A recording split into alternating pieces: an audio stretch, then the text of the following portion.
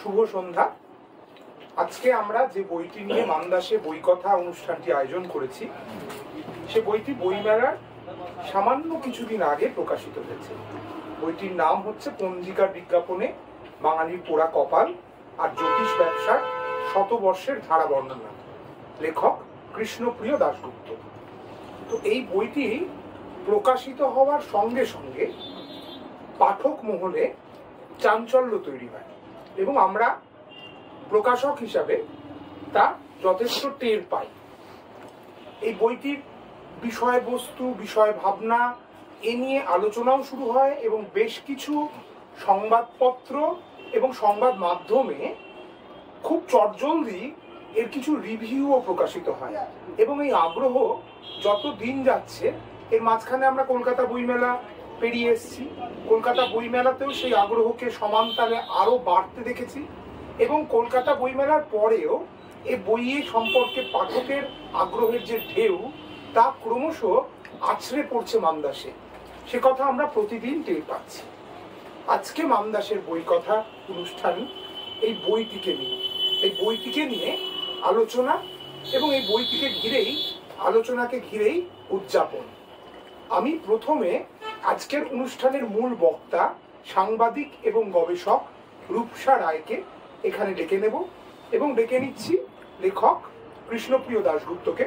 যদিও বইটি আগেই প্রকাশিত হয়েছে, তা সত্ত্বেও আজকে আমরা একটা বলা যেতে পারে আনুষ্ঠানিক উদ্বোধন এই বইটি করছি। তারপরে আমরা সরাসরি চলে যাব রূপসার কাছে। রূপসা এই বইটি নিয়ে তার পাঠক হিসাবে, গবেষক হিসাবে, এই বইটির ভিতরে রূপসার যথেষ্ট উপস্থিতি আছে। লেখকের লেখাতেই রয়েছে, রূপসার নিজের লেখাও এই বইয়ের মধ্যে কিয়দ অংশে রয়েছে এবং রূপসার অবদানও রয়েছে এবং রূপসার নিজস্ব পাঠও গড়ে উঠেছে এই বইটিকে ঘিরে। আজকে আমরা সেই পাঠটি কথা শুনবো। আমি প্রথমে কৃষ্ণদাকে ডাকছি এবং রূপসাকে ডাকছি। রূপসা একটু চলে এসো এখানে। আনুষ্ঠানিকভাবে প্রকাশিত হচ্ছে পঞ্জিকার বিজ্ঞাপনে বাঙালির পোড়া কপাল এবং শতবর্ষের জ্যোতিষ ব্যবসা, শতবর্ষের ধারা বর্ণনা, কৃষ্ণপ্রিয় দাশগুপ্ত। এবার আমরা রূপসার কাছে চলে যাব। আমি মূলত এখানে পাঠক হিসেবেই আমার যেটা প্রতিক্রিয়া, বইটা পড়ে এবং কতগুলো পয়েন্ট সেটা ধরে আলোচনা করতে চাইছি। খুব নাতি দীর্ঘ আলোচনাই হবে এবং আমার কোথাও গিয়ে মনে হয়েছে যে এই বইটা এই মুহূর্তে ভীষণ ইম্পর্টেন্ট। এই কারণে নয় যে এটা একটা ইতিহাস চর্চার একটা দিককে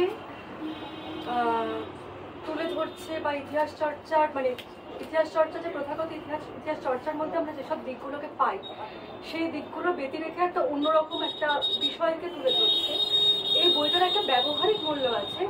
ব্যবহারিক মূল্যটা এটা যে আজকে যখন হিন্দুত্ববাদ ভীষণভাবে মাথাচাড়া দিচ্ছে, এক ধরনের বিভাজনের রাজনীতি তৈরি হচ্ছে, মেরুকরণের রাজনীতি তৈরি হচ্ছে এবং আইডেন্টিটি পলিটিক্সের রাজনীতি তৈরি হচ্ছে, সেই সময় দাঁড়িয়ে এই বইটা ইম্পর্টেন্ট এই কারণে যে এটা কোথাও আমাদের একটা কোট আনকোট যে সেকুলার চিন্তাভাবনা আছে যে ও সমস্ত লোক, এগুলো তো অন্য লোকজন পড়ে, এগুলো আসলে ঠিক বাঙালির জিনিস নয়। বাঙালি হচ্ছে খুব প্রগতিশীল, বাঙালি হচ্ছে অত্যন্ত সেকুলার, বাঙালি হচ্ছে কমিউনিস্ট, বাঙালি হচ্ছে উদার, বাঙালি হচ্ছে মুক্ত চিন্তা ইত্যাদি ইত্যাদি। এই ধরনের যে নোশনগুলো বাঙালি সম্পর্কে আছে, সেইটা থেকে সেই নোশন দ্বারা চালিত হয়ে এই ধরনের যেগুলো মূলত জনমানুষের জিনিস, পঞ্জিকার মতো একটা জিনিস, জ্যোতিষের মতো একটা জিনিস, যেগুলো জনসমাজ, প্রকৃতার্থে যেটা জনসমাজ, তার জিনিস সেখান থেকে দূরত্ব তৈরি করে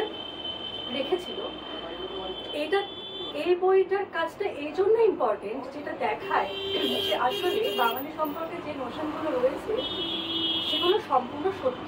মানে আমি বলছি না যে সেকুলার হলে কেউ পঞ্জিকা দেখতে পারবেন না, বা বাঙালিকে নাস্তিকই হতে হবে বা কমিউনিস্টই হতে হবে বা বাঙালিকে প্রগতিশীলই হতে হবে, কিন্তু এই যে একটা ধারণা, একটা ছকে ফেলার যে ধারণা যে এইটা হচ্ছে এই ছকে আর এইটা হচ্ছে ওই ছকে, যারা জ্যোতিষ চর্চা করেন তারা প্রতিক্রিয়াশীল এবং যারা জ্যোতিষ চর্চার বিরোধিতা করেন তারা প্রগতিশীল। মানে এই যে একটা বাইনারি রয়েছে, সেইটা কোথাও গিয়ে ভেঙে দেয় হচ্ছে এই বইটা। মানে বাঙালি বলতে এখানে এটা খুব মেনশন করাটা জরুরি, বাঙালি হিন্দুর কথা বলা হচ্ছে, এবং অবশ্যই বাঙালি মুসলমানের কথা আসবে, কিন্তু সেটা অনেক পরে আসবে। মানে এখন একটা জিনিস এই বইটা পড়তে পড়তে প্রথম দিকে একটা বইয়ের রেফারেন্স দিয়েছেন কৃষ্ণপ্রিয়দা, যেখানে একটা বাচ্চা, তার বিয়ে হয়েছে এবং সে স্বামীর ঘরে যায়নি, সে আছে তার বাবা মায়ের কাছে আছে, কিন্তু স্বামী হচ্ছেন ইংরাজি পাস, এরকম মানে ইংরাজি শিক্ষিত এবং মানে উচ্চ শিক্ষিত। তো স্বামী এবার বউকে আনতে চান আর কি, নিজের ঘরে আনতে চান। এবার সেই সময় ঘরের মধ্যে, মেয়েটির ঘরের মধ্যে কি হচ্ছে, মেয়েটির ঘরের মধ্যে দুটো জিনিস হচ্ছে। একটা হচ্ছে যে মেয়েটিকে যোগ্য করে তোলার জন্য, স্বামীর ঘর করার যোগ্য করে তোলার জন্য কিছু শিক্ষা দেওয়া হচ্ছে, যেগুলো হচ্ছে গৃহশিক্ষা ধরনের জিনিস। তার সঙ্গে যেটা হচ্ছে যে তার দিদিকে আনানো হয়েছে, সেই দিদি তাকে এমন কিছু শিক্ষা দেবে যাতে সে স্বামীর ঘরটা খুব নির্বিঘ্নে নিরুপদ্রবে করতে পারে। তার মধ্যে অন্যতম হচ্ছে যে স্বামীকে বশীকরণ, স্তম্ভ উচাটন ইত্যাদি ইত্যাদি বিভিন্ন অতিলৌকিক ব্যাপার স্যাপার, যেগুলো দিয়ে আসলে মেয়েটির বিবাহিত জীবন একদম মানে দুর্দান্ত গতিতে এগোবে। তো এই যে শিক্ষা দেব, এবং এটা এই যে যা যা গৃহশিক্ষা যা যা হচ্ছে এবং মেয়ে মানুষের কেমন হওয়া উচিত, এটা রেফারেন্সটা টানা হচ্ছে কিন্তু মনুস্মৃতি থেকে বা চাণক্য থেকে, দুটো থেকে। তো এবং এই রেফারেন্সও আছে যে মানে যখন তর্ক হচ্ছে, যখন মনু ঠিক না অন্যরা ঠিক, তখন এরকম একটা শাস্ত্রের মানে নির্দেশ হচ্ছে যে যদি তর্কও হয়, যদি মেনেও নেওয়া যায় যে মনু কোথাও গিয়ে ভুল, তা সত্ত্বেও বিধান এটাই যে মনুকে প্রাধান্য দিতে হবে এবং মনুর কথা মতোই চলতে হবে। তো এটা হচ্ছে 19th সেঞ্চুরির শেষের দিকের ঘটনা। তো আর এই বইটাতে দেখা যাচ্ছে যে 1885 থেকে কৃষ্ণপ্রিয়দা এটা দেখতে শুরু করেছেন, যে পঞ্জিকা দেখতে আরম্ভ করেছেন, হিন্দু পঞ্জিকা, এবং সেটা প্রায় 2024 অবধি, এবং তার ফর্ম, তার যে কন্টেন্ট, সেটা কিভাবে বদলাতে যাচ্ছে। এবার একটা জিনিস কোথাও কি মনে হচ্ছিল যে এই বইটাতে আসার আগে একটা কথা ইম্পর্টেন্ট, মানে আমরা দেখতে পাচ্ছি যে 19th সেঞ্চুরিতে সতীদাহ প্রথা বন্ধ হচ্ছে, এবং সতীদাহ প্রথা রদ হওয়ার পরপরই ব্রিটিশ বিরোধী আন্দোলন যেটা হচ্ছে, সেটা কিন্তু প্রথমত আসছে হচ্ছে এখানকার সনাতনী হিন্দু সমাজ থেকে। সনাতন শব্দটা তখন ইউজ করা হচ্ছে না, যেহেতু হিন্দু সমাজ থেকে তারা হচ্ছে সতীদাহ প্রথা রক্ষা সমিতি এরকম একটা কিছু, এবং তাদের বক্তব্য হচ্ছে যে ব্রিটিশরা এসে সবকিছুকেই নষ্ট করে দিচ্ছে, আমাদের যা যা ঐতিহ্য আছে, যা যা পরম্পরা আছে, সেগুলোকে সবই নষ্ট করে দিচ্ছে, ধর্ম নষ্ট করে দিচ্ছে, এবং অবিলম্বে সতীদাহ প্রথা চালু করতে হবে।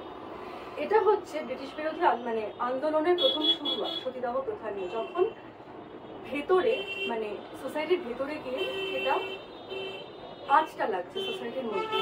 মানে যদি আমরা ব্রিটিশ বিরোধী সংগ্রামকে দেখি একদম প্রথম দিক থেকে নিবি, মানে খুব একটা প্রগতিশীল আসলে মানুষের সংগ্রাম, দেশের জন্য সংগ্রাম, কিন্তু তার রুটটা কিন্তু হচ্ছে হিন্দু সংস্কৃতিকে ধরে রাখা।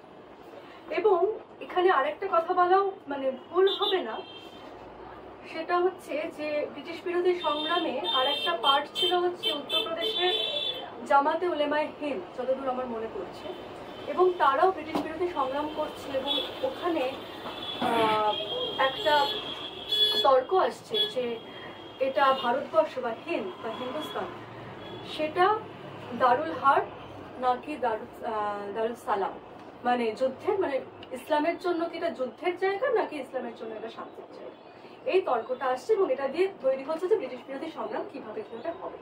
এটা হচ্ছে আউটার পার্ট। এবার এই বইটার মধ্যে যে বিজ্ঞাপনগুলো আমরা দেখতে পাচ্ছি, সেই বিজ্ঞাপনগুলোতে আমরা এরকম জানা কথা যে বিজ্ঞাপন থেকে আমরা একটা সমাজের একটা ছবি পাবো, দেশের একটা ছবি পাবো, মানুষের জীবনের একটা ছবি পাবো, এবং খুব পার্টিকুলারলি বললে পরে বাঙালির একটা ছবি পাবো। সেই সময় 19th সেঞ্চুরি বাঙালি আসলে কি করছিল, কি নিয়ে ভুগছিল, এটার একটা ছবি পাবো। তার কারণ হচ্ছে এই জ্যোতিষের বিজ্ঞাপনগুলোতে প্রতিফলিত হচ্ছে বাঙালির জীবনের নানা সমস্যা, কি কি সমস্যা আছে এবং কি কি সমস্যাতে বাঙালি পর্যদস্ত এবং যার প্রতিবিধান চাই এটা। কিন্তু তারও একটা বিষয়, দুটো জিনিস এখানে খুব ইন্টারেস্টিং। কৃষ্ণপ্রিয়তা ওটা মানে খুব সঠিকভাবে রেখেছেন। একটা হচ্ছে ব্রিটিশ বিরোধী সংগ্রাম করতে গিয়ে মানে যেহেতু ওটা বিভিন্ন স্তরে বিভিন্ন রকমভাবে চলছে, দুটো জিনিস, একটা হচ্ছে জনস্বাস্থ্য, আরেকটা হচ্ছে ইউরোপিয়ান সায়েন্স। এই দুটোকে কাউন্টার করার চেষ্টা হচ্ছে। এবার এই দুটোকে কাউন্টার করার চেষ্টার জন্য মানে দুটো জিনিস দেখা যাচ্ছে যে একদিকে এখানে মহামারী হচ্ছে, একদিকে এখানে ম্যালেরিয়া হচ্ছে, কুইনাইন আসছে থেকে আরম্ভ করে জ্বর হচ্ছে মানুষের, মানে একদমই গণস্বাস্থ্যের ব্যাপারটা উঠে আসছে হচ্ছে এই জ্যোতিষের বিজ্ঞাপনগুলোতে। এবং সেখানে খুব পরিষ্কারভাবে শুধুমাত্র জ্যোতিষের বিজ্ঞাপনগুলোতে নয়, মানে যেগুলো মেন স্ট্রিম পত্রিকা, হয়তো সমাচার দর্পণ বা হাসপাতাল বলে একটা, তো ওখানে দেখা যাচ্ছে যে ওনারা বারবার করে ইংল্যান্ডের বিজ্ঞানকে কোথাও গিয়ে তার কি বলবো তার সঙ্গে ঠিক সিঙ্ক্রোনাইজ করার জন্য না, তার রেসপন্সে বারবার করে দেশীয় বিজ্ঞানের কথা বলছে। এই দেশীয় বিজ্ঞানটাকে, দেশীয় বিজ্ঞান হচ্ছে আয়ুর্বেদ। আয়ুর্বেদের সঙ্গে আর কি আছে? সঙ্গে হচ্ছে জ্যোতিষ, মানে হচ্ছে ইন্ডিয়ান অ্যাস্ট্রোলজি, তার সঙ্গে হচ্ছে ইন্ডিয়ান কসমোলজি, দুটো একসঙ্গে মিলিয়ে মিশিয়ে। এবার একটা জিনিস মাথায় রাখা উচিত, এখানে বইতে এটা মেনশনও করা আছে যে ছাপাখানা, ছাপাখানার সঙ্গে সঙ্গে এই জ্যোতিষের যে প্রচার বা জ্যোতিষের যে একটা মার্কেট সেটা তৈরি হচ্ছে। তার আগে অবধি কিন্তু আমরা দেখতে পাচ্ছি ছোট হাতে লেখা পুঁথি, এসবের মধ্যে দিয়ে বিয়ে, শ্রাদ্ধ অনুষ্ঠান ইত্যাদি ধর্মীয় বিষয় আশয়, এগুলো শুধুমাত্র বাড়ির লোকজনদের গিয়ে তার একটা নিদান দেওয়া হতো। কিন্তু যখন ছাপাখানা যখন চলে আসছে খুব ভালোভাবে এবং জ্যোতিষের একটা নিজস্ব ইকোনমি তৈরি হচ্ছে, যে ইকোনমির মধ্যে চলে আসছে বাঙালির যাবতীয় মানে সাধারণ বাঙালির যাবতীয় সমস্যা, সেটা তার যৌন জীবন হতে পারে, সেটা তার সাংসারিক জীবন হতে পারে, এবং সেটা তার অসুস্থতা হতে পারে। মানে মোট তিনটে, যে আমি তিনটা ভেবে দেখলাম যে একটা হচ্ছে সংসার, মানে সংসার সুখের হবে কিনা, তাতে স্বামী স্ত্রীর ভাব ভালোবাসা মিলন ইত্যাদি থাকবে কিনা, এটা একটা দিক। একটা হচ্ছে যৌনতার দিক, আর একটা দিক হচ্ছে অসুস্থতা, যা যা অসুস্থতা বাঙালিকে গ্রাস করছে তার মানে প্রতিবিধান জ্যোতিষে পাচ্ছি আমরা। এবং সেগুলো সব অদ্ভুত অদ্ভুত জিনিস, খানিকটা মজারও বটে। কিন্তু ইন্টারেস্টিং হচ্ছে যে 1920-30 অনওয়ার্ড একটা রেফারেন্স পাওয়া যাচ্ছে, সেটা হচ্ছে ইরানি দরবেশের আংটি। তার মানে যদি আমি এটা 1885 থেকে দেখা হচ্ছে, 1885 থেকে যদি আমি প্রথম পঞ্জিকা দেখি, নূতন পঞ্জিকা বলে, তো তারপরে 1920-30 নাগাদ একটা বিজ্ঞাপন পাওয়া যাচ্ছে হচ্ছে ইরানি দরবেশের আংটি। তো তারপরে আর সেই অর্থে খুব মুসলমান তাবিজ কবজের ব্যাপার সেরকম নেই, যেটা আছে হচ্ছে 1980-র পর, 80s অনওয়ার্ডস আবার মুসলমান তান্ত্রিক, মুসলমান জিন সাধক ইত্যাদি ইত্যাদি এরা সবাই আসছে জ্যোতিষের প্রেক্ষাপটে। এবার একটা জিনিস কোথাও গিয়ে মনে হচ্ছিল যে মানে একদিকে হচ্ছে ওই সময় 19th সেঞ্চুরিতে ইংরাজি শিক্ষিত একটা ভদ্রলোক শ্রেণী তৈরি হচ্ছে, আরেকটা শ্রেণী হচ্ছে যারা সেই অর্থে ইংরাজি শিক্ষিত নয়, যারা হচ্ছে কৃষ্ণপ্রিয়তার কথা অনুযায়ী যেটা হচ্ছে এরা হচ্ছে প্রথম ক্লায়েন্টেল, মানে পঞ্জিকার প্রথম ক্লায়েন্টেল বা মূল ক্লায়েন্টেল, প্রধান ক্লায়েন্টেল। এই দুটোর মাঝখানে আমরা যে ভাগাভাগিটা করে দিয়েছিলাম, কিন্তু ওখানে যদি সে ধরুন তাবিজ কবজ সেগুলোর যে দাম দেখতে পাচ্ছি, 8 টাকা, 9 টাকা, 10 টাকা, 7 টাকা, এগুলো মানে তখনকার দিনে যথেষ্ট পরিমাণে টাকা, তাহলে ক্লায়েন্টেলটা আসলে কারা? এবং জড়িবুটির সঙ্গে, জড়িবুটিটা অনেক বেশি গরিব মানুষের জিনিস, কবচটা অনেক বেশি বড় লোকের জিনিস, যে কিনা আর্থিকভাবে সেটা পারচেস করতে পারে, অ্যাফোর্ড করতে পারে। এবং পরবর্তীকালে সেলের আইডিয়া আসছে যে এটা কিনলে অমুকটা কিনলে অমুক কবচ 7টা না 8টা কিনলে পরে এতগুলো জিনিস ফ্রিতে পাওয়া যায়, তাহলে মার্কেটে চলে আসছে। এবার 20th সেঞ্চুরির মাঝখান থেকে যখন মানে পঞ্জিকা ব্যাপারটাতে মানুষ মোটামুটি ইউজড হয়ে গেছে এবং ঘরে ঘরে পঞ্জিকা রাখা হচ্ছে, তখন পঞ্জিকা ইটসেলফ একটা মার্কেটের জায়গা তৈরি করে নিচ্ছে। এই বইটাকে মনে রাখবে, মানে পঞ্জিকার মধ্যে মানে জ্যোতিষ পঞ্জিকাকে ব্যবহার করে একটা মার্কেটের জায়গা, তার আগেও জ্যোতিষ ছিল। এবং এই যে মার্কেটটা তৈরি হচ্ছে, এই মার্কেটের মধ্যে কিন্তু অনেকগুলো জিনিস একসঙ্গে আছে। একটা হচ্ছে তন্ত্র, একটা হচ্ছে খনার বচন, একটা হচ্ছে কসমোলজি, একটা হচ্ছে অ্যাস্ট্রোনমি, আর একটা হচ্ছে একদম হাত করা গ্রহ ইত্যাদি। মানে এতগুলো যে ধারা, এতগুলো যে ট্র্যাডিশন, যেটা আমরা প্রি মডার্ন এজে দেখতে পাবো। মানে প্রি মডার্ন এজ বলতে আমি প্রি কলোনিয়ালিজমের সময়টা বলছি, যখন সেই অর্থে আইডেন্টিটি পলিটিক্স ওইভাবে ছিল না। মানে 19th সেঞ্চুরির আগে তো হিন্দু বলেই কোনো শব্দ ছিল, হিন্দু শব্দটাও তো ব্রিটিশদের দেওয়া। তো তার আগে অব্দি বিভিন্ন ট্র্যাডিশন বিভিন্নভাবে কাজ করতো, এবং তন্ত্রের একটা আইডিয়া আছে, কসমোলজির একটা আইডিয়া আছে, সংখ্যাতত্ত্বের একটা আইডিয়া আছে, অ্যাস্ট্রোনমির একটা আইডিয়া আছে, এবং কৃষিবিদ্যা, যেটা খনার যেটা বিদ্যা, যেটা খনা কাজে লাগিয়েছিলেন, তার কৃষিবিদ্যা এবং অ্যাস্ট্রোনমিকে একসঙ্গে মিলেছিল, তার একটা নিজস্ব কি বলবো জ্ঞানতত্ত্ব। মানে ওটাকে আমরা মানে এখন মানে ইউরোপিয়ান সায়েন্স করে যদি আমরা ওটাকে বলি যে আমরা নস্বাত করি, তাহলে ওটা ভুল করে একটা কথা। তার একটা নিজস্ব ইকোনমি আছে, তার একটা নিজস্ব সায়েন্স আছে। কিন্তু এই সময় যখন পঞ্জিকা যখন মোটামুটি মানে বাড়িতে বাড়িতে পঞ্জিকা এবং তার প্রোডাকশন এবং সার্কুলেশন যথেষ্ট পরিমাণে হচ্ছে, তখন দেখা যাচ্ছে যে ওই রকম একটা হিন্দু ইন্ডিয়াননেস এবং বাঙালিনেস, এই তিনটা তৈরি করতে গিয়ে এই সবকটা ট্র্যাডিশন একসঙ্গে মিলে ঝুলে যাচ্ছে কোথাও গিয়ে। এবং তার সঙ্গে 20th সেঞ্চুরির মাঝামাঝি একটা শিফট করছে, যেটা হচ্ছে মুসলমানরাও এটার মধ্যে ঢুকে পড়ছে। মুসলমানরা ঢুকে পড়ছেন বলতে এটা নিয়ে একটু কথা বলবো, মানে আমার বিষয় বলে বলছি না, এটা নিয়ে কথা বলাটা জরুরি এই কারণেই যে এই যে প্র্যাকটিসগুলো, এই যে তাবিজ কবজ থেকে আরম্ভ করে মাদুলি, এই যে প্র্যাকটিসগুলো, যে তার মধ্যে আমি অলরেডি আনা হচ্ছে, তন্ত্রকে আনা হচ্ছে, যেগুলো মোটামুটি ভ্যালিড, মানে আনা যায়। এটা কিন্তু আগে থেকেই ছিল, মানে এটা বহুদিন আগে থেকে ছিল, সেটা আজকে 19th সেঞ্চুরিতে এলে সেটা একটা রূপ পাচ্ছে, তার একটা সার্কুলেশন হচ্ছে। তার আগে অবধি এটা ছিল, কিন্তু মুসলমানদের পার্টিসিপেশনটা এখানে জরুরি, মানে ইম্পর্টেন্ট এই কারণে যে কোথাও গিয়ে মানে এটাকে শুধুমাত্র, এটা কৃষ্ণপ্রসাদ লিখেছেন বটে যে এটা শুধুমাত্র হিন্দু মুসলমান সকলেরই কি বলবো, সকলেরই যেহেতু দুঃখ কষ্টের জায়গাটা একরকম, না পাওয়ার জায়গাটা একরকম, ফলত হিন্দুর মুসলমানের থেকে কবচ নিতে অসুবিধা নেই, মুসলমানেরও হিন্দুর থেকে কবচ নিতে অসুবিধা নেই। বরঞ্চ আমি এটাকে দেখতে চাইছি এক ধরনের রেসপন্স হিসেবে, কারণ ওই সময় থেকে কিন্তু 19th সেঞ্চুরি থেকে এক ধরনের হিন্দু জাতীয়তাবাদ তৈরি হচ্ছে এবং এক ধরনের মুসলিম জাতীয়তাবাদ। যদি এই বইটার এটা আলোচনায়, এই বইটার অন্য জায়গায় কিছু রিসার্চ পাবো আমরা, যেখানে দাঁড়িয়ে যেটা যেটা কৃষ্ণপ্রিয়া একটু আগে বলছিলেন যে খনার বচনের মুসলমান তর্জমা হচ্ছে, তাহলে এটা কি শুধু সিনক্রেটিজমের জন্য হচ্ছে এমনটা নয়, হচ্ছে এটাই যে তুমি যখন ওটাতে আরবি ফার্সি যোগ করছো বা একটু কোট আনকোট মুসলমানি শব্দ যোগ করছো, তখন জিনিসটা দাঁড়াচ্ছে এরকম যে আমাদেরও আছে বা আমাদেরও ছিল। এবং এই যে ইরানি দরবেশ যে এখানে জায়গা পেয়ে যাচ্ছেন, এটা কোথাও কিন্তু এই কম্পিটিশনের জায়গাটা থেকেও, যে শুধুমাত্র ওইটা দিয়ে হবে না, এটা দিয়েও হতে পারে, এইটার জায়গা থেকে।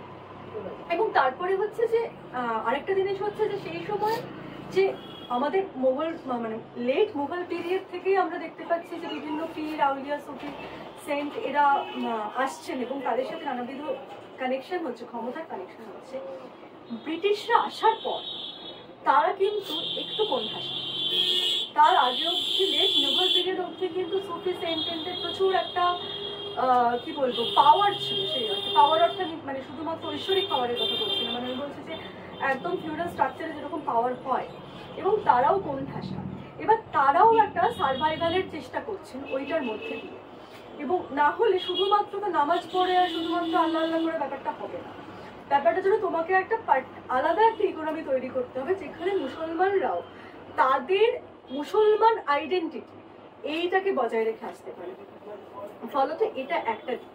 আর একটা হচ্ছে ভাষার দিকটা, যে ওখানে প্রবাসীর একটা রেফারেন্স আছে, যেখানে একটা বিরাট বড় করে একটা বিজ্ঞাপন দেওয়া হচ্ছে, যে জ্যোতিষের বিজ্ঞাপন, যে অমুক কবচটা নিলে এটা করলে ওটা হবে, এবং তার যে এক্সপ্লেনেশন, সেই এক্সপ্লেনেশনের টার্গেট রিডার হচ্ছে মধ্যবিত্ত ভদ্রলোক শ্রেণী। বাদ বাকি যে পঞ্জিকাতে আমরা যা যা দেখতে পাচ্ছি সেগুলোর টার্গেট কিন্তু ভদ্রলোক শ্রেণী না হলেও মোটামুটি নিম্নবিত্ত স্বল্প শিক্ষিত লোকজন, মানে পড়লে পরেই বোঝা যায়। কিন্তু ওইটাতে বারবার করে দেখানো হচ্ছে যে এইটাই সব কথা না, এটা করলে এটা হতে পারে, এবং ওটার একটা বিশ্লেষণ আছে। খুব ইন্টারেস্টিং হচ্ছে এখানে দুজন ডাক্তারের রেফারেন্স আছে, একজন হচ্ছেন স্নায়ু চিকিৎসক আর একজন হচ্ছে মনোচিকিৎসক। তারা কিভাবে চিকিৎসা বিজ্ঞানের সঙ্গে এটাকে মেলাচ্ছে, মানে একটা তো লব্জ আছে যেখানে ডাক্তারের কথা যেখানে শেষ হয় সেখানে ঈশ্বরের কথা শুরু হয়, এটা তো একটা লব্জ, ঠিক আছে, কিন্তু এটার বাইরেও তারা এক ধরনের নেগোসিয়েশনের মধ্যে দিয়ে দিয়ে যাচ্ছে। মানে আমি এটা বলতে রাজি নেই, আসলে এটা একটা হিপোক্রেসির ঘটনা। আসলে তো মানে যেটা আমরা বলি আর কি, যে ও তুমি তো কমিউনিস্ট পার্টি করো, তুমি কেন মা কালীর পুজো করো, মানে এটা তো একটা হিপোক্রেসি। মানে আমি এটা বলতে রাজি নই, আমি বলছি যে এইটা এক ধরনের নেগোসিয়েশন চলছে, মানে গোটা সোসাইটির মধ্যে এটা একটা নেগোসিয়েশন এবং একটা টেনশন। এবং জ্যোতিষ কিভাবে, মানে জ্যোতিষ অ্যাজ এ ব্যবসা সেটা কিভাবে উইন ওভার করছে, যখন আমরা দেখতে পাচ্ছি যে জ্যোতিষ ব্যবসায়ী হিসেবে একজন লিখছেন যে জ্যোতিষ ব্যবসায়ী শব্দটা, মানে জ্যোতিষ ব্যবসার কথাটা একটা সময় দাঁড়িয়ে যেটা একটা ভীষণ ডেরোগেটরি টার্ম ছিল, সেটা কিন্তু তার যে মানে কি বলবো যে নেতিবাচকতা সেটাকে সরিয়ে দিয়ে মার্কেট ইকোনমির সঙ্গে দারুণভাবে কিন্তু যুক্ত, এবং তৈরি হচ্ছে ভারতের স্বাধীনতার আগেই তৈরি হচ্ছে একটা জ্যোতিষের একটা নিজস্ব সিন্ডিকেট বা নিজস্ব একটা ইকোনমি, যারা কিনা ভারত রাষ্ট্র, মানে স্বাধীনতা পরবর্তীকালে ভারত রাষ্ট্র হিসেবে তার কি কি হবে এগুলো, এবং তারা নিজেদের একটা সোসাইটি ফর্মেশন হচ্ছে অ্যাজ এ কমিউনিটি, মানে জ্যোতিষ ব্যবসায়ীদের একটা কমিউনিটি হিসেবে সেটা গড়ে উঠছে। তাহলে এই যে রমরমাগুলো আমরা দেখতে পাচ্ছি, মানে রমরমাটাকে যদি আমি শুধুমাত্র ভাবি যে ও খুব রমরমা হচ্ছে, ব্যাপারটা কিন্তু তা না, মানে ব্যাপারটা আগে থেকে আছে। যেমন এই ক্ষেত্রে একটা জিনিস আমার মনে পড়ছিল পড়তে পড়তে, যে এখন সবাই বলে না যে এই যে শিব ঠাকুরগুলো, বাঙালির শিবের তো আর পুজো হয় না, যেগুলো হয় সমস্ত উত্তর ভারতীয় শিব, ন্যাচারাল শিব, এবং তাদের ওরকম 6 প্যাক থাকে নাকি। আমি একজনের কথাতে একটা রেফারেন্সে পেলাম যে 1920-এর দশকে গীতা প্রেস তৈরি হচ্ছে, এবং সেই সময়তে ক্যালেন্ডারে শিব ঠাকুরের ছবি, মানে বিভিন্ন দেবদেবীর ছবি তোলা আঁকা হচ্ছে। তো যে ভদ্রলোক এই কাজটা করছেন তিনি একজন বাঙালি, এবং তিনি থাকতেন হচ্ছে ঘুষকরা, সম্ভবত, মানে ইফনট ঘুষকরা, মানে বর্ধমানের কোথাও একটা, এবং তিনি বিভিন্ন জায়গাতে গিয়ে মানে ব্যবসার কাজে তাকে বিভিন্ন জায়গায় গ্রামে গ্রামে ঘুরতেন। এবার এই লোকটা শিব ঠাকুরের ছবি আঁকছে, যে শিব ঠাকুরটা কিনা নর্থ ইন্ডিয়ায় খুব পূজিত, মানে ওরকম 6 প্যাকালা, মানে এখানকার ওই বুড়ো শিব ঠাকুর। এই যে জিনিসটা আমরা এখন বলি ভেবে চিন্তে ভাবে যে এটা তো বাঙালির শিব নয়, কিন্তু ওই শিবের ছবিটা কিন্তু একজন বাঙালি এঁকেছিলেন। গীতা প্রেসের যে তখন যিনি তৈরি করছেন তিনি একজন বাঙালি ছিলেন। তাহলে তিনি জনরুচি, মানে যেহেতু তাকে বিভিন্ন জায়গাতে ঘুরতে হতো, তার ফলে তাকে একটা জনরুচির সঙ্গে তিনি পরিচিত ছিলেন, এবং মানে মানুষের চাহিদা কি এইটা করে তিনি একটা দেবতার ছবি আঁকছেন বা কিছু, তাই 6 প্যাকালা শিবটা কিন্তু ওনারই তৈরি করা, মানে এটা শুধুমাত্র ওদেরকে গাল দিয়ে লাভ নেই যে আহা আমাদের শিব তো ওরকম ছিল, যেরকম হনুমান চাইছে, মানে এগুলো সবটাই ছিল, তার ফর্মগুলো আস্তে আস্তে আস্তে আস্তে বদলে যাচ্ছে। এই জিনিসটা যখন দেখছি, বাট 80s অনওয়ার্ডস আমরা দেখতে পাচ্ছি যে মুসলমানরাও এখানে মানে হই হই করে ঢুকে পড়ছেন, যে তারা তাবিজ, কবচ ইত্যাদি ইত্যাদি, এবং এই ভাষাগুলো খুব ইন্টারেস্টিং। ভাষাগুলো আমি কতগুলো জিনিস জোগাড় করেছি, সেটা হচ্ছে দড়ি, সুরমা, আংটি, আয়না, সুগন্ধি, রুমাল। এবার এটা যদি আপনি শব্দ অনুসারে পড়েন, একটাও মানে দড়ি ছাড়া বাদ বাকিগুলো দেখুন মানে একটুখানি আরবি ফার্সি শব্দ ঘেঁষা এবং ওই ধরনের জিনিস ঘেঁষা, মানে যেটা তন্ত্র ছিল ভীষণভাবে তন্ত্র ওরিয়েন্টেড একটা জিনিস ছিল, বা চৈতন্যদেবের মাদুলি বা মহাকালী কবচ এই ধরনের জিনিস ছিল, তাতে ঢুকে যাচ্ছে যে সুরমা, আংটি, আয়না, সুগন্ধি মানে আতর, এবং রুমাল, মানে এগুলোর সাথে আপনি ধরুন এক ধরনের ইরানি তুরানি একটা কালচারকে আপনি অ্যাসোসিয়েট করতে পারবেন, এবং এগুলো ঢুকে যাচ্ছে। মানে এই পঞ্জিকার যারা ক্লায়েন্ট যারা, তাদের মধ্যে একটা চেঞ্জ, কারণ এটা মাথায় রাখতে হবে যে সকলেই কিন্তু বাঙালি, এবং মানে হিন্দু অধ্যুষিত বলে মূলত হিন্দুরা যেহেতু এখানে অনেক বেশি, তো বিশেষ করে দেশভাগের পরে ফলত হিন্দু মুসলমানের নেগোসিয়েশনটা কিভাবে হচ্ছে এটাও বোঝা যাবে এখান থেকে। মানে তারা কিন্তু পঞ্জিকা ব্যবহার করছেন তারা শুধুমাত্র রমজান কবে বা হিজরি কবে দেখার জন্য না, তারাও কিন্তু বিয়ে শাদী ইত্যাদির জন্য এটা করছেন এবং তার সঙ্গে তাদেরও চাহিদা অনুযায়ী যদি কিছু এলিমেন্ট ওখানে দেওয়া যায়। এইটা হচ্ছে একটা, এইগুলো হচ্ছে একটা দিক। আরেকটা দিক হচ্ছে আপনার নেশন স্টেটের কনসেপ্ট, যেটা আগেও বললাম যে এই বইটা থেকে এটা বোঝা যাবে যে নেশন স্টেট কিভাবে তৈরি হচ্ছে এবং তার সঙ্গে জ্যোতিষ কিভাবে পাল্লা দিয়ে দিয়ে যাচ্ছে এবং তার সাথে মার্কেট ইকোনমি। যেমন একটা জায়গায় দেখছিলাম যে ওই নবজাতকের কিছু একটা দৌড় দোষ আছে এরকম একটা বিজ্ঞাপন তার নিজে দেওয়া আছে লিলিবাড়ি। তো এবার জ্যোতিষ বলেছে যে অমুক অমুক অমুক দোষ আছে এবং তার সঙ্গে হচ্ছে লিলিবাড়ি, তাহলে জ্যোতিষের সঙ্গে ওটা কোথায় গিয়ে খাপ খেয়ে যাচ্ছে। আবার আরেকটা দেখলাম যে ভারতের মানে দেশের ভবিষ্যৎ কি হবে এটা নিয়ে অনেকে মিলিয়ে দিচ্ছেন এবং তাকে সার্টিফাই করছে হচ্ছে বিভিন্ন কোট আনকোট উচ্চশিক্ষিত লোকজন, মানে অনেক বড় বড় লেভেলে তাদের একদম ডিগ্রি দেওয়া, তারা এটাকে সার্টিফাই করছেন। তাহলে আমরা এতদিন ধরে যেটা ভাবছিলাম যে এগুলো তো আসলে নিচুতলার মানুষের ব্যাপার, এগুলোর সাথে বা মধ্যবিত্তের আস্তে কোনো সংযোগ নেই, মধ্যবিত্ত শুধুমাত্র একটু পাঁচিপুচির জন্য বিয়ে টিয়ের জন্যই রাখে, ব্যাপারটা আসলে তা মধ্যবিত্ত জীবনকে চালনা করছে হচ্ছে জ্যোতিষ এবং জ্যোতিষ চালিত হচ্ছে মধ্যবিত্তের জীবন, যার জন্য পোড়া কপাল কথাটা খুব সঠিক। কারণ মানুষের জীবনে হেন সমস্যা নেই, মানে যা যা সমস্যা আছে তার রেফারেন্স নেই এরকম মানে তাবিজ কবজ আমরা পাচ্ছি না। মানে একদম প্রথম থেকে যা যা সমস্যা ছিল এবং এখন এসে দেখছি সমকামী প্রেম তাতেও পুরো বাধা থাকবে না। এবং আমি ফেসবুকে দেখি যে আমার এক্স কবে ফিরে আসবে বলো অ্যাস্ট্রোটক।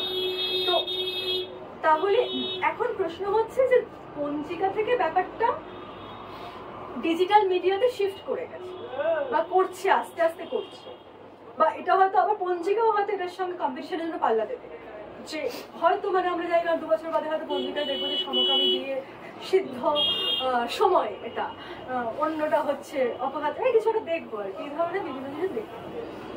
তো এইটাই মূলত বলবার। আর একটা যেটা বলবার সেটা হচ্ছে যে জ্যোতিষ মার্কেটের কম্পিটিশনটাকেও দেখার একটা বিষয় আছে, যে একটা ইকোনমি হিসেবে তৈরি হয়ে গেলে পরে সেটা কিভাবে সিন্ডিকেট তৈরি করছে এবং কম্পিটিশন তৈরি করছে, তাদের মধ্যে বিভিন্ন ধরনের যে লোকজন তারা কিভাবে একে অপরকে ছাপিয়ে যাওয়ার জন্য কি কি ব্যবহার করছে, এমনকি প্রিয়নাথ সেনের লেখাপত্র ব্যবহার করছে তারা, এবং সেটাকে আর কোনোভাবে মানে অচ্ছুত করে রাখার উপায় নেই। মানে যদি বাঙালি জীবন যদি দেখতে হয় তাহলে এগুলো সবই দেখতে হবে। আর একটা জিনিস আজকে আমার স্ট্রাইক করছিল যে 80s অনওয়ার্ডস এই যে মুসলমানি যে ব্যাপার স্যাপারগুলো ঢুকে পড়ছে, এটার কারণ কতটা বলিউড এই কারণে আমি বলছি যে মানে আরো স্পেসিফিক্যালি বলি এআর রহমান। কারণ মানে এআর রহমান সেই সময়টায় দাঁড়িয়ে এমন কিছু গান করছেন যেগুলো ওই সেই অর্থে সুফি গান এক ধরনের, সেটা নিয়ে একটা রোমান্টিকতা তৈরি হচ্ছে এবং সুফি দরগাগুলোতে এক ধরনের একটা ভিড় বাড়ছে। সুফি দরগাগুলোতে আগেও ভিড় ছিল, মানে হিন্দু মুসলমান সবাই সেখানে যাবে, কিন্তু নতুন একটা জেনারেশন সুফি দরগাগুলোর মধ্যে অ্যাট্রাক্টেড হচ্ছে, একটা কুল একটা ব্যাপার পাবে বলে। তো এইটাকে ইনকর্পোরেট করে অন্য কোনো মানে এই যে নতুন জেনারেশনের মধ্যে যখন এই বিষয়ে একটা রোমান্টিকতা তৈরি হয় এবং তারা আরো বেশি বেশি করে দরগামুখী হয়, যেটা শুধুমাত্র আর খুব সাধারণ মানুষের বিষয় থাকছে না, মানে এক ধরনের কুল, মানে আমি সুফি, আমি কুল, আমি বাউল, আমি কুল, মানে এই যে ব্যাপারটা যে চলে আসছে, এই কুল ব্যাপারটাকে ইনকর্পোরেট করে তাদেরকে আবার কিছু মানে তাদেরকে চ্যানেলাইজ করার জন্য এই যে পীর যারা আসছেন আর কি, তারাও এখানে ঢুকে পড়ছেন কিনা। কারণ এমনিতে তো ইসলামে এগুলো শেরেক বলা হয় এবং তো মানে হারাম জিনিস আর কি।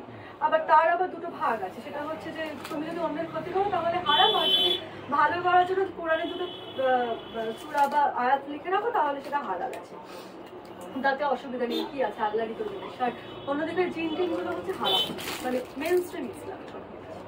তো এদেরকে মোটিভেট করার জন্য এগুলো আবার আসছে কিনা, বা নতুন জেনারেশন এগুলো নতুন পঞ্জিকা পড়ে উদ্বুদ্ধ হবে কিনা, নতুন জেনারেশনের মধ্যেও পঞ্জিকার কোনো গুরুত্ব আসবে কিনা, সেটাও কিন্তু একটু দেখার বিষয়। যে মানে পঞ্জিকা কিন্তু এখনো মানে সত্যি কথা বলতে কি আমি কালকে না পরশু আমার ডেডলাইন ঠিক করার জন্য কাগজে আমি পঞ্জিকা খুঁজছিলাম, মানে একটা পঞ্জিকা দিয়ে যায় সেটা হাতের কাছে ছিল না, তো আমি নেটে পঞ্জিকা দেখছিলাম যে বিশুদ্ধ সিদ্ধান্ত কোনটা দেখছিলাম, দেখলাম পঞ্জিকাগুলো পিডিএফ কিন্তু ওর কাছে থাকতে পারে, তো এবার তো পিডিএফ পাওয়া যাচ্ছে না। তো এখন ব্যাপারটা হচ্ছে যে পঞ্জিকা একদমই এখনো পর্যন্ত একটা খুব মানে কাগজে কলমে একটা মেটেরিয়াল, এবং সেটার মধ্যে ইনকর্পোরেট করলে পরে এই ধরনের জিনিসপত্র, এবং একটা তো হচ্ছে মুসলমান সেন্ট্রিক একটা জিনিস, মানে মুসলমান কমিউনিটি সেন্ট্রিক একটা জিনিস, আর একটা হচ্ছে যারা পীর সুফি ইত্যাদি এগুলোতে ভরসা রাখেন বা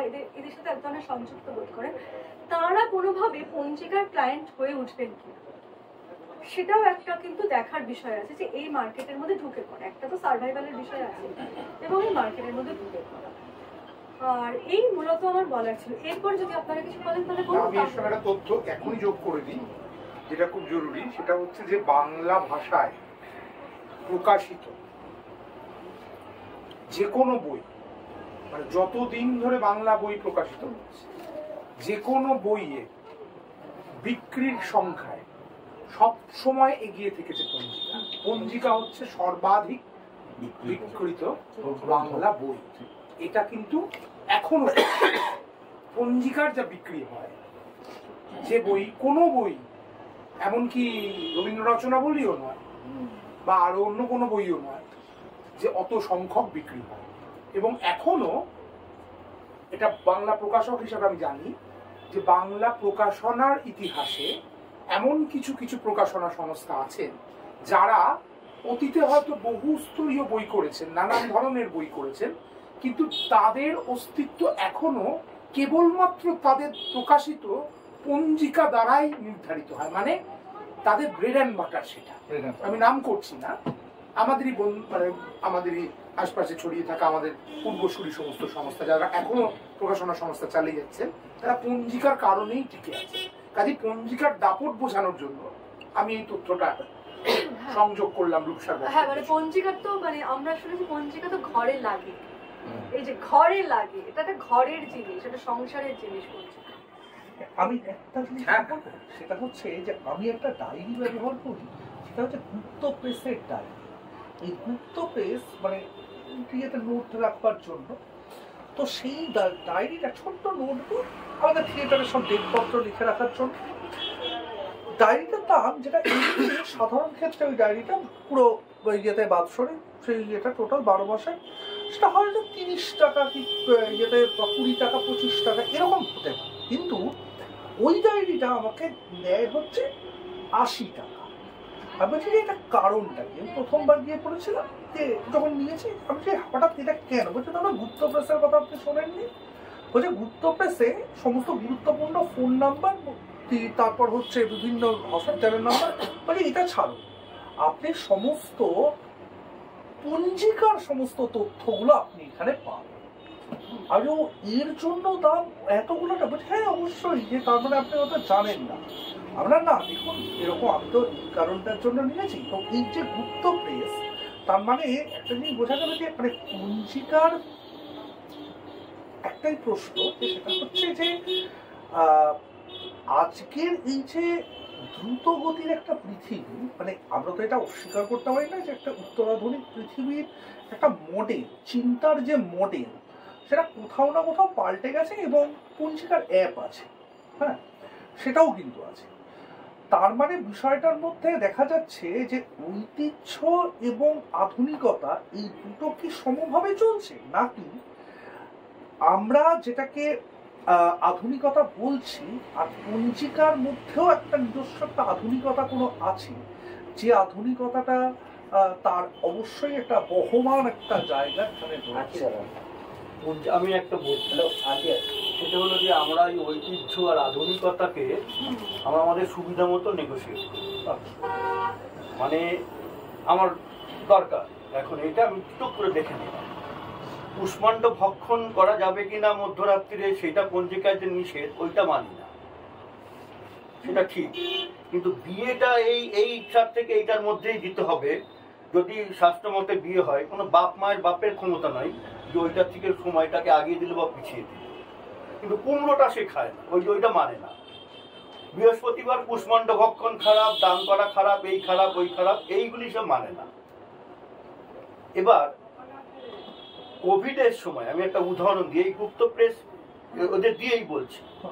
গুপ্ত প্রেস ডাইরেক্টরির এখনকার এটা হলো কালীঘাটে। আচ্ছা, কলেজ স্ট্রিটের থেকে ওরা কালীঘাটে চলে গেছে, ওই বাড়ি কিনে ওখানেই ওদের ছাপাখানা।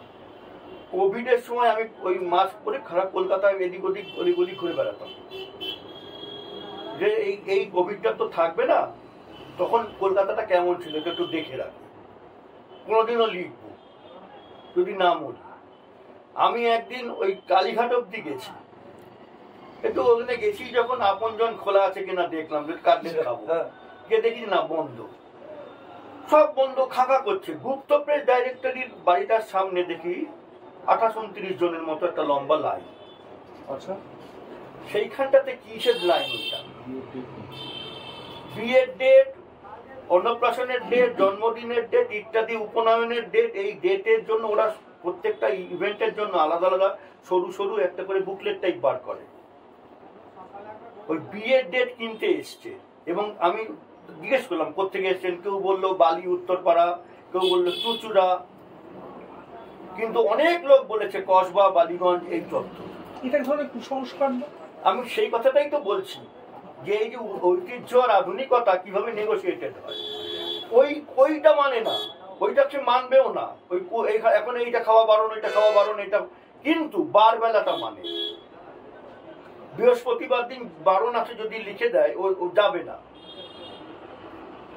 গমন শুভাশুভ কিনা এইটা দেখে, আদারওয়াইজ অনেক কিছুই মানে না। কেন এই 8 বছর বয়সটা বিয়ের জন্য আমার কাছে প্রথম এই যে পঞ্জিকাতে আমি কাজ করেছি 1885, ওই পঞ্জিকাটা আমি এবার ওকে গিয়ে বললাম যে এই পয়লা বৈশাখের দিন আমার কাছে 1923-এর পিএম বাগচি আছে, 1923-এর আছে। তা আমি বললাম যে 24-এর, আমি 23-24 দুটোরই আছে। আমি ওকে বললাম যে দাঁড়া তুই বস, ওই পয়লা বৈশাখ গত বছর ও নেমন্তন্ন করেছিল, আমি হঠাৎ উঠে বললাম দাঁড়া আমি পয়লা বৈশাখের আজকে এসেছি যখন 2024-এর পঞ্জিকাটা কিনে নিয়ে যাই। একটা জ্যোতিষ বচনার্থ এদিক ওদিক হয়নি, 100 বছর ধরে ওই ফর্মা ওই ছাপা চলে যাচ্ছে, এর এই একটা বদলায়নি। 8 বছরের কন্যা বিয়ে দেওয়াটা ওই যে চাণক্য স্মৃতি, মনুস্মৃতি ইত্যাদিতে বলা আছে কিভাবে কিভাবে কেন, একটা বদলায়নি। আমি বলছি তো একটা বদলায়নি। পিএম বাগচি 1924 সালে যা ছিল 2024 সালে সব ছাপা আছে। ওগুলো কি কেউ মানে? কেউ মানে, কেউ মানে না। কারা মানে না? যারা নেগোসিয়েট করে। আমরা শহরের লোকরা যারা আমরা লক্ষ্মী ঠাকুর কিনে জেনারেলি ব্যাগে ভরে, পদ্ম ফুল কিনে ব্যাগে ভরে লুকিয়ে বাড়ি আসতে অভ্যস্ত, তারা নেগোসিয়েট করে। কিন্তু যারা ওইটা মানে তারা মানে। 8 বছরে কি কেউ কন্যাকে বিয়ে দিচ্ছে এখন? যে 12 বছরে দিরাগমন হলে তারপরে তাকে শ্বশুরবাড়ি পাঠাবে বলে, তা তো করে না। ওই লেখাগুলো কিন্তু তবুও ছাপা হয়ে চলেছে, তবুও ছাপা হয়ে চলেছে বছরের পরে। 100 বছর ধরে ওই জিনিস চলছে, ওই ছাপাটা চেঞ্জ হয় না। কিন্তু এই যে ও যেটা বললো, এইটা পঞ্জিকা কিন্তু ইনকর্পোরেট করবে। সমকামী বিবাহের লিভিনের এই দিনটা ভালো, এটা একদিন পঞ্জিকায় ঢুকবে। আমি এই বিজ্ঞাপনটা এখানে যেটা পেয়েছি সেটা ফেসবুক থেকে পেয়েছি। এক তান্ত্রিক, সে একটা কবজ দিলে বাবা মা মেনে নেবে সমকামী লিভিন করার জন্য। কিন্তু আমি লিখেছি যে এটা পঞ্জিকায় ঢুকবে, ও যেটা বললো ওটা ঢুকবে, মানে পঞ্জিকারও একটা বিবর্তন হবে, ও নেবে ওটাকে। তার পঞ্জিকার যে বাজারের কথা উঠছিল, তাহলে বাজারের জায়গাটা আজও সেটা বাজার ওরা যা ভালো বোঝে, ব্যবসায়ী ইন্ডিয়ান চেম্বার অফ কমার্স বা ক্যালকাটা চেম্বার অফ কমার্স যখন রমরম করে রানিং, তখন ওরা ওদের চেম্বার অফ কমার্স তৈরি করে ফেলেছে, কমবি করে ফেলেছে। কথা আমার অ্যাড করা আছে, তুই যে আধুনিকতার ঐতিহ্য এইটাকে যে বাইরেটা টানছিস সেটা বোধহয় ঠিক হচ্ছে। মানে এইটা মানে কোনটাকে তুই আধুনিকতা বলছিস আর কোনটাকে ঐতিহ্য বলছিস। এবং তুই আরেকটা জিনিস যেটা বললি যে উত্তর আধুনিক সময়, একটা জিনিস কিন্তু মাথায় রাখতে, উত্তর আধুনিক সময়তে কিন্তু কমিউনিটি ফর্মেশন তার একটা খুব বড় একটা দিক চিহ্ন বলতে পারিস। মানে আইডেন্টিটি পলিটিক্স উত্তর আধুনিক সময়তেই হয়। মানে আজকে তো কৃষ্ণপ্রিয়া পঞ্জিকা নিয়ে বলছে, আমি তো বলছি ধর আজকে রমজান মাসে আমি ফেসবুকে নিত্য নতুন বিজ্ঞাপন দেখতে পাই, wear a Ayatul Kursi bracelet. Allah is there বলে ওরকম কোরআনের সূরাগুলো রেখেছে। রেখে রেখে তুই তুলে তুলে দেখবি, মানে পড়বি, যখন তোর মন খারাপ হবে তখন পড়বি, যখন আনন্দ হবে তখন পড়বি, মানে বিভিন্ন সূরা আছে যে একটা করে জাস্ট পিক আপ, মানে তার ফর্মটা বদলে গেছে, মালটা একই, জিনিসটা একই শুধু নয়, মানে ওইটা অ্যাসার্ট করছে যে তোর আইডেন্টিটিকে আরো বেশি করে, মানে কি বলবো, অ্যাসার্ট করার জন্য। মানে আমি যদি হাতে একটা আয়াতুল কুরসি পড়ে থাকি তাহলে বোঝা যাবে যে আমি মুসলিম, তাহলে বোঝা যাবে আমি মুসলমান, এটা তো বুঝতে হবে। শরীয়তি মানি, হ্যাঁ, বা শরীয়তি মানি না কিন্তু আমি মুসলমান, কিন্তু কিছু একটা চিহ্ন, আর না হলে আমি একটু সুফি, যেটাও বলছি আমি কুল। আচ্ছা, এই এখন অব্দি এর মধ্যে ট্যারট কার্ড ব্রিডিং ব্যাপারটা বা এই জিনিসগুলো এর মধ্যে কখনো আসেনি এখন। আমি বলি কেন, আমার এটা মনে হয়েছে সেই জিনিসটা ঘটলো যে কিনে কে পরে কে। কলকাতার ক্লায়েন্টালের উপর কোনো কোম্পানি পঞ্জিকা নির্ভর করে না। এই দেখ, আজকে কত তারিখ? 13 মাসের 13 জানুয়ারি মাসের 1 তারিখ থেকে গুপ্ত মদন গুপ্ত আর বেনি মাধবশীল বেরিয়ে গেছে একদম জানুয়ারির 1 তারিখে। তার মানে এখনো পর্যন্ত চৈত্র মাস আসেনি, তার মানে জানুয়ারি, ফেব্রুয়ারি, মার্চ, এপ্রিল 4 মাস ওর মধ্যে ইনকাম ঢুকিয়ে দিয়েছে। গতবারেরটা আবার গতবারের পঞ্জিকায় তুই যেটা কিনলি সেখানে তো 4 মাসটা রইলো, ওই নতুনটাতেও ও ঢুকিয়ে দিয়েছে। কেন কেন আমি নতুন বছরের প্রথম দিন থেকেই জানতে চাই যে আমার কেমন ভাগ্য।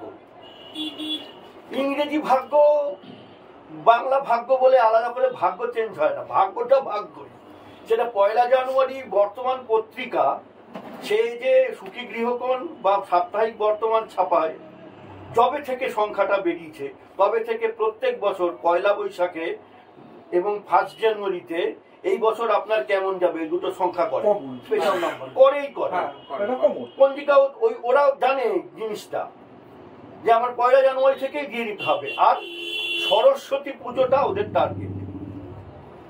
পঞ্জিকার মধ্যে সরস্বতী পূজাটাকে যখন আমি দিচ্ছি তখন আমার বাংলা পঞ্জিকা বেরোয়নি বাজারে, কিন্তু বাঙালির উৎসব শুরু হয় আমাকে, আমি এই প্রশ্নটাই আমি মালিকটাকে জিজ্ঞেস করেছিলাম এখনকার গুপ্তবের ডাইরেক্টরই।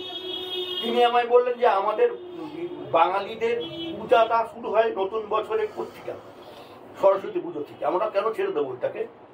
সরস্বতী পুজোর আগে দেখবেন সব পঞ্জিকা বাজারে আপনি পাবেন। প্রথম বেনি মাধবশীল বেরোয়, তারপরে মদন গুপ্ত সবার আগে বেরোয়, তার বেনি মাধবশীল এখন সব বেরিয়ে গেছে। অথচ এখনো তো কতদিন বাকি 1 বৈশাখে। না, আর একটা জিনিস কৃষ্ণদা, যেটা হচ্ছে যে এই যে গুপ্ত প্রেস বা এরা যে এই একটা করে পাতা বের করে বিয়ের ডেট এগুলো দিয়ে, সেটা আমি একবার গিয়েছিলাম আমার এক আত্মীয় নেওয়ার জন্য। এটা খুব বেশি দিন চালু হয়নি এই ব্যাপারটা। হয়নি তো কেন হয়েছে সেটার কারণ হচ্ছে, সেটাও তুমি দেখো কতটা কমার্শিয়ালাইজড হয়ে গেছে যে আজকাল 1.5 বছর আগে থেকে একটা বিয়ের বাড়ি ভাড়া হয়ে যায়। ওকে, তো সেই 1.5 বছর 1 বছর আগে থেকে বিয়ের বাড়ি ভাড়া করতে গেলে তোমার বিয়ের ডেটটা লাগবে, এবং সেটা তো তোমার যদি 1 বৈশাখে বেরোয়, তুমি তার 6 মাস পরে তুমি ওই বিয়ের বাড়ি আর পাবে না। তো সেই কারণে ওরা কিন্তু আলাদা করে 150 টাকা বা 100 টাকা 50 টাকা নিয়ে ওই একটা করে পাতা দেয়, জিজ্ঞেস করে আপনার কোন মাসেরটা লাগবে, ওরা ঠিক ওই মাসের ওই পাতাটুকুই দেবে। এই যে কমার্শিয়ালি ওরা ভেবেছে পঞ্জিকা শুধুমাত্র ওটার সার্কুলেশন না, নেই, মানে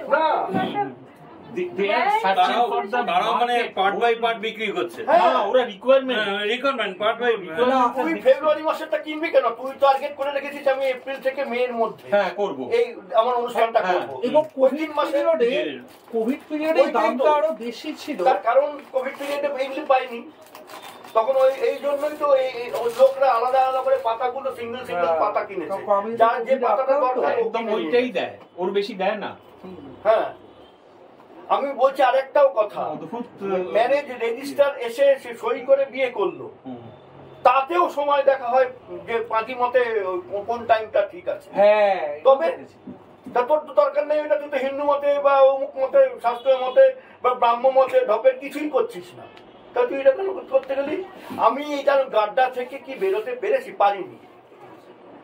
এইবার আমি ওই কথাটা তোরা আসার আগে ওর সঙ্গে আলোচনা করতে গিয়ে বলছিলাম, আমার এইটা খুব মনে হয়, যখন বেদের মেয়ে জ্যোৎস্না, তুই একটা সময় ভাব বামফ্রন্টে ক্ষমতা থেকে চলে গেল, শুধু কি বামফ্রন্টের যারা কীর্তিকলাপ তার জন্য গেছে? বামফ্রন্ট যদি ভাবতো যে আমার যারা ভোটার তাদের কিরকম ভাবে পরিবর্তনটা এসছে, তাহলে বামফ্রন্ট বুঝতো। প্রথম কথা, তুই শুধু দেখ 70 পরবর্তী বাংলা সিনেমাগুলোর নাম আর তার গানগুলো, কোন বাঙালি ওগুলো শুনছে? বাবা কেন চাকর কে দেখে? বেদের মেয়ে জ্যোৎস্না কে দেখে? বাবা তারকনাথ বাকে করে নিয়ে ছুটলো, বাঙালি মেয়েরা পরের মাস থেকে শুরু করে দিল। বেহুলা লক্ষ্মীন্দর কে দেখছে? এই যে বাঙালির মধ্যে পরিবর্তনটা আসছে, আমি মার্ক্সবাদী পলিটিক্স করি, মার্ক্সবাদী কালচার করি, বাম কালচারটা কোথায় দিয়েছি আমি? বাম সংস্কৃতি তো একটা, সেটা কই? এই যে লোকগুলি তো রাস্তা খুঁজছে, এই লোকগুলোই তৃণমূলকে পেয়েছে, এই লোকগুলি এবার বিজেপিকে পাচ্ছে। সন্তোষীমা বিপত্তারিণী, মানে বিপত্তারিণী তো খুব হালের একটা, হ্যাঁ সন্তোষীমা হ্যাঁ, এবার কোথেকে আসছে? লোকগুলি তো সব ওই লোকগুলোই, এই লোকগুলোই এখন এইটা করে, এই লোকগুলি এইটা করে। লেটেস্ট হচ্ছে জগন্নাথ। হ্যাঁ, এখন জগন্নাথ বেরোবে, পাড়ায় পাড়ায় ব্লকে জগন্নাথ হবে। এখন এই যে ঘটনাগুলো, এই ঘটনাগুলোকে যদি কেউ সত্যিকারের বুঝে থাকে, তাহলে হলো এই জ্যোতিষীরা। আমি এটা দেখলাম, শিক্ষণীয় ভাই, ওদের কাছ থেকে শিখতে হবে। মানে প্রথম থেকে শেষ অবধি চেঞ্জ হচ্ছে, যে লটারি, রেসের ঘোড়া, রেসের আপনার কি ডিভোর্স পেপারে পাত্রে সই করছেন, এক্ষুনি সই করে দেবে, মানে এই ধরনের। এবং ওই যে মধ্যবিত্তদের জন্য যে বিজ্ঞাপনটা দিয়েছে, সেটা কোথায় দিয়েছে, কোন বই দিয়েছে? মধ্যবিত্তদের জন্য ওটা প্রবাসীতে একটা বিজ্ঞাপন, প্রবাসীতে দিয়েছে, কারণ ওটা এলিট বাঙালিরা প্রবাসীতে দিয়েছে। কোন জায়গায় দিয়েছে? পঞ্জিকাতে দেয়। আরেকটা একটা বিজ্ঞাপন এখানেই আছে, আমি চমকে গেছি দেখে। আপনার সন্তানের প্রাণদণ্ড হবে কিনা। ব্রিটিশ বিরোধী আন্দোলন।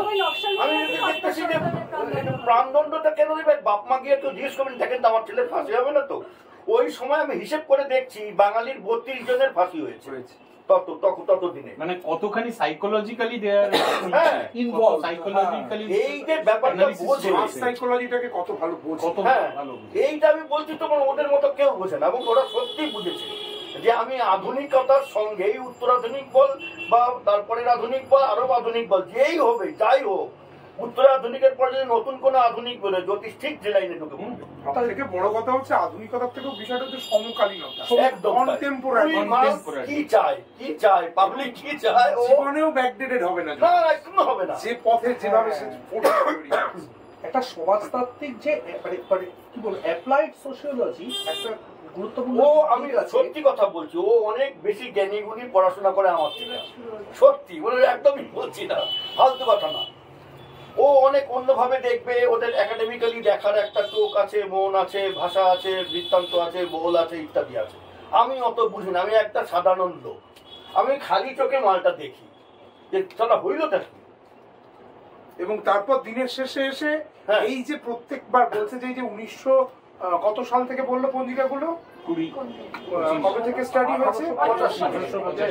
1885 থেকে এখনো পর্যন্ত এই যে গত বছরের পঞ্জিকায় যা যা ছাপা আছে বললো শুরুতে, সব এক।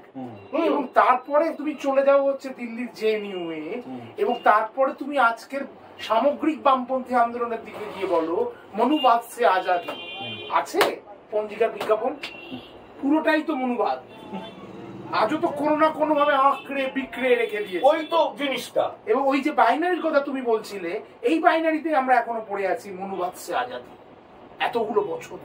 মানে নাই কোনো। আমি বললাম তো যে তুই 8 বছরের মেয়েকে বিয়ে দিবি না, সেটা ঠিক, পঞ্জিকাতেই লেখা আছে, যদিও তুই দিবি না, কিন্তু তুই পারবি যে যেই টাইমটা লিখে দিয়েছে তার বাইরে অন্য আগিয়ে দিয়ে বা পরে তার পিছনে বিয়েটা দিতে পারবি না। ওই তো মনুবাদ। এবং শুধু এটা নয়, আমি কোথাও দেখছিলাম যে প্রত্যেকটা ট্র্যাডিশন, বৈদিক, তান্ত্রিক, মুসলমানি, সবকিছু যদি একটা অ্যামালগামেশন হয়, তার স্পেসটা হচ্ছে পঞ্জিকা, মানে সেখানে আলাদা করা যাবে না। আরেকটা কথা, পঞ্জিকা মানে তার আগেও তো, মানে 1885 আগেও তো পঞ্জিকা, বেশি দিন আগে হয় না ইয়ার, তার থেকে আর 50 বছর আগে। তাহলে এটা একটা অদ্ভুত সমাপতন। 1885-তে প্রথম জাতীয় কংগ্রেস তৈরি হয় এবং ইয়েতে তার পত্তন করে এবং আমরা 24 আমার এই বইটার মধ্যে একটা চ্যাপ্টার আছে সালসা না সব্যসাচী। আচ্ছা, সব্যসাচী হলো সেই পথের দাবি সব্যসাচী। যখন পথের একটা শরৎচন্দ্র তৈরি করছে সেই সময় একটা সালসা বিক্রি করছে এক জ্যোতিষী, সালসা বটিকা, সেইটা না সব্যসাচী, বাঙালি কোনটাকে আঁকড়ে ধরছে, কোনটাকে নিজেই সালসাটা দেয় নাকি সব্যসাচী? আমি বলছি বাঙালি আমার বুদ্ধিতে, আমি একদম সাদা মাটা, আমি আবারও বলি আমি কিছু জানি না, আমি যা দেখি আমি ওখান থেকে গন্ধ শুকি। এই বিজ্ঞাপনগুলি ও একটা বলেছে যে ডায়লগ করে, কৃষ্ণদা বিজ্ঞাপনের সঙ্গে ডায়লগ করে, আমি তাই কথা বলতে বলতে বলতে বলতে এগোই, আমি দেখি যে মানেরা কি বলতে চায়। মানে কন্টিনিউয়াসলি একটা কথা বলতে বলতে বলতে বলতে বলতে বলতে চলেছে এই শতবর্ষ ধরে, তার বেশি ধরে। দৈবই বল, এর বাইরে তোকে বেরোতেই দেবে না, তুই ভাবতেই পারবি না। তুই একটা জিনিস ভাব, লটারির টিকিট কাটলি, পেলি তো তোর ভাগ্য ভালো তাই পেয়েছিস, ভাব কপাল ভালো তাই পেয়েছিস, ফাট করে ধরে দিল এটা পড়ো, এই লটারির টিকিট তুমি পাবে। এটা অফ হয়ে গেলে কিন্তু পঞ্জিকার আবার পঞ্জিকা নেক্সট থাকবে। হ্যাঁ, মানে যদি পঞ্জিকা বলে দৈব বল নয় তাহলে পঞ্জিকা থাকবে না। কেননা বৈবজ্ঞ বলে একটা পেশা ছিল, সেই পেশার লোকেদের কাজ ছিল, তখন পঞ্জিকা ছাপা হয় না। কি ওর মতো গুণী 4-5 জন তালপাতাতে গুজ্জপত্রে লিখেছে। এবার ওর কাছ থেকে আমি সেটা হায়ার করলাম, শালুর কাপড়ে পেঁচিয়ে নিয়ে বাড়ি বাড়ি ঘুরছি, বড় লোকদের বাড়ি ঘুরে তাকে পড়ে শোনাচ্ছি তোমার এই এই এই আছে তোমার কপালে এই বছর। নবজাতক হলো তো তার নবজাতকের দিকে ধরে ফেললো। তারপরে সে আমি একটা হিসাবও দিয়ে দেখিয়েছি যে হাসপাতালে চিকিৎসার জন্য যে টাকা খরচ হয়েছে তার থেকে জ্যোতিষের পেছনে বেশি গেছে যে এই এই রোগ হলে কি করবে এটা জানার জন্য। ওই দৈবজ্ঞরা আর নাই, কিন্তু লাল শালুতে পেঁচিয়ে পঞ্জিকা অন্তত 50 বছরের পর পর সাজিয়ে রাখা পাইকপাড়াতে, আমি সেই বাড়ি দেখতে গেছিলাম, ঠাকুরের আসনের পাশে, হাত দিতে দেয় না কাউকে, লাল শালুতে পেছনে পর পর টানা এরকম উঠেছে একদম গোড়ার কাল থেকে। কি লোক দিলাম মারি, দেখতেই ছিল না, একদম দেন না একটা আমার না একদম হাতে দেবে না, গঙ্গা জল ছিটিয়ে পূর্ণ হয়ে তবে ওই পঞ্জিকা ধরে। পাইকপাড়াতে তার বাড়ি, অভিজিৎ ভট্টাচার্য ছেলেটার নাম, তার বাবা মারা গেছেন সম্প্রতি, তিনি ওই কালী পুজোয় বসতেন, ওই এইরকম টানা পঞ্জিকা লাল শালুতে পেঁচানো। তুই এই বিরিয়ানি হাড়ি আর এই পঞ্জিকা লাল শালু দিয়ে বলতে চাই সেটা হচ্ছে আপনি বললেন দৈবজ্ঞরা আর নেই, কিন্তু নেই, কিন্তু তাদের সেই মানসিকতাটা সাধারণ মানুষের মধ্যে কাজটা করে, আমরা এখনো পর্যন্ত আমরা সেই কি বলবো অ্যাটমসফিয়ারটার মধ্যে আমরা ঘোরাফেরা করছি, ওখান থেকে বেরোনোটা কোনো রাস্তা নাই, রাস্তা নাই, কোনো রাস্তা নেই। কৃষ্ণদা আমাদের তো সবটা রেকর্ড হচ্ছে, ওই রেকর্ডেই থাকুক, ওই গল্পটা বলো, ওই যে কালী নামানোর গল্পটা বলো। কারণ এই লোকটা তো ইনি নিজেকে তাত্ত্বিক বলেন না, সবই ঠিক, ইনি তাত্ত্বিক নন, আমি সেটা বলছি। এই ধারা বর্ণনা শব্দটা বইয়ের শেষে জোড়া আছে, আমি এটা মজা করে না, খুব সিরিয়াসলি বলছিলাম। সেটা হচ্ছে যে প্লেটোর থিয়েটিটাসে একটা খুব গুরুত্বপূর্ণ কথা আছে। সক্রেটিস তো নিজে কিছু লেখেননি, প্লেটোর নায়ক সক্রেটিস, থিয়েটিটাস একটা বিখ্যাত ডায়লগ। তো সেইখানে একটা খুব গুরুত্বপূর্ণ কথা আছে যে সক্রেটিস বলছেন যে আমি হলাম ধাত্রী। ধাত্রী মানে আমি লোকের সঙ্গে কথা বলি, বলতে বলতে বলতে বলতে জ্ঞানটা তার ভিতরেই আছে, সেখান থেকে টুক করে বার করে নিয়ে আসি। আমি কৃষ্ণদা সম্পর্কে বলতে গিয়ে বলি যে কৃষ্ণদা এই সময়ের সঙ্গে কথা বলে, খুব বিজ্ঞাপনের সঙ্গে কথা বলছে, পঞ্জিকার সঙ্গে কথা বলছে, কথা বলতে বলতে বলতে বলতে বলতে এই যে ধারা বর্ণনাটা টুক করে বার করে নিয়ে আসে ভেতর থেকে। হ্যাঁ, এটাকে সক্রেটিস নাম, প্লেটো নাম দিয়েছিলেন midwifery theory, midwifery theory of knowledge, মানে জ্ঞানের ধাত্রীতত্ত্ব বাংলা করলে জানা। এখন জ্ঞান হোক বা অজ্ঞান হোক, যাই হোক না কেন, ইতিহাস তো বটে। এবার এই ইতিহাসের যে কথন, এবার ওর যে জার্নিটা, এই জার্নিটা কিন্তু এই বইটা তো দেবেই, কিন্তু যে জার্নির যে গল্পগুলো যে এই যে শোভাবাজারে একটা বাড়িতে নাকি কালী নামাইতো। কৃষ্ণদা এই ঘটনা শুনে ওটা হলো ঠিক না এগুলি বলা। হাতিবাগানে একটা টোল আছে, হাতিবাগান টোল হলো লক্ষ্মীবাবু সোনার দোকানের মতো, সবাই দাবি করে হাতিবাগান টোল আমারটাই আসো। 5-6টা আছে হাতিবাগান টোল, তার মধ্যে একটাতে তাবিজ বানানোর সেই বিবরণটা আমি ওদের কাগজে এই সম্প্রতি একটা তাবিজ কবজ নিয়ে লিখেছি এই সময়, তাতে ওই বিবরণটা একটু ডিটেলে পুরোটা দিই না, এখানে ওখানে ওরা ছাপতে পারবে না। তাবিজ কবজ বানাবার জন্য যে উপযুক্ত সময় কিভাবে হয় এবং কি করে সেভাবে করে দিলে তবে ওই তাবিজটা খাঁটি তাবিজ হয়। তো এই করতে গিয়ে হাতিবাগান টোলের এক টোলালা সে বলেছে যে কালী নামে স্বয়ং সেই ওটা দেয়।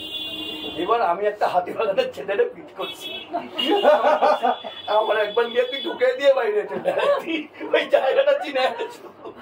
এবার বলে দেখো আমি কিন্তু এই পাড়ায় থাকি, তুমি এরকম করবে, বড় বদমাইশি করবে না, আমি কিচ্ছু করবো না, তুই চল আমার দেখা যায় যে মাল লাল সালু ফালু একটা লোক বসে রয়েছে, আমি ঢুকছি এরকম নমস্কার নমস্কার কথা করে না বা আমার বসি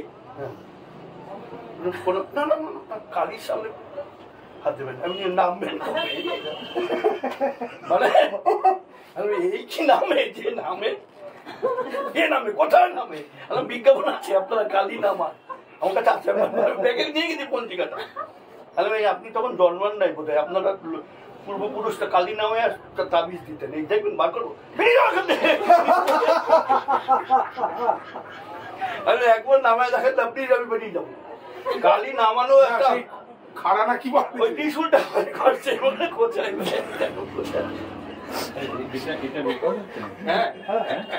না আমি একটা বলি, আমি খুব এগুলোকে বিশ্বাস করি না। তা আমার চাকরি বাকরি হচ্ছে না, তো আমি একবার আমার এক বন্ধু বলেছে যে এই একটা নাম ব্যবহার করেছে, দুর্দান্ত বলে, খুব ভালো। তো আমি গেছি বালিতে, এবার গিয়ে আমি একদম স্থির করে গেছি এবং আমি জানতাম মানে এগুলো দেখবেন যে ওখানে গিয়েই আপনি যেই হয় না কেন গিয়ে আপনি আগে হড় করে সব বলতে থাকেন এবং ওইটাই হচ্ছে ওদের, ওরা পেয়ে গেল যে কি কি আছে। এবার আমি ঠিক করেছি আমি কিচ্ছু বলবো না, আমাকে ওখান থেকে ঘাড় ধাক্কা দিয়ে বার করে দিয়েছে। আমাকে যত জিজ্ঞেস করছে হ্যাঁ বলুন তারপর কি সমস্যা, সমস্যাটা তো আমি ওই জন্যই এসেছি যে একবার আপনাকে জানতে যে কি আমার সমস্যা। হ্যাঁ কিন্তু বলছে যে না না আপনি কি জানতে চান, যে আপনার পড়াশোনা না চাকরি বাকরি, সব মিলে মিশে আমার খুব গন্ডগোল। আমি সেটাই বুঝতে পারছি না যে কি আমার কোনটা, আপনি যদি একটু বুঝতে পারেন আমি সেটার জন্যই তো আসা। আমি শুনেছি আপনি সব জানেন। হ্যাঁ না না এইরকম ভাবে তো হবে না, আপনাকে তো বলতে হবে যে কি সমস্যাটা, পার্টিকুলারলি আপনার কি সমস্যাটার জন্য এসেছে, এত কিছু আমি বলতে পারবো না। আমি বললাম তাহলে তো মুশকিল, আমি তো বুঝতেই পারছি না কোনটা না। হ্যাঁ যে আপনি তাহলে পরে আসবেন, ঠিক করে আসুন, একটা দুটো পয়েন্ট জেনে আসবেন, সেই পয়েন্টের উপর বললে আমি তার উপরেই বলবো। মান্দাসের আজকের এই অনুষ্ঠান পঞ্জিকার বিজ্ঞাপনে বাঙালির পোড়া কপাল আর জ্যোতিষ ব্যবসার শতবর্ষের ধারা বর্ণনা, কৃষ্ণপ্রিয় দাশগুপ্তের এই বইকে ঘিরে আমাদের যে আড্ডা, রূপসার যে বক্তব্য আমাদেরকে আজকে ঋদ্ধ করলো এবং তার সঙ্গে সঙ্গে যারা এখানে উপস্থিত হয়েছেন আজকে অনুষ্ঠানটির অংশগ্রহণ করলেন সক্রিয়ভাবে, সকলকে ধন্যবাদ জানাই মান্দাসের পক্ষ থেকে। আজকে অনুষ্ঠান আমরা এখানেই শেষ করছি। শুভরাত্রি।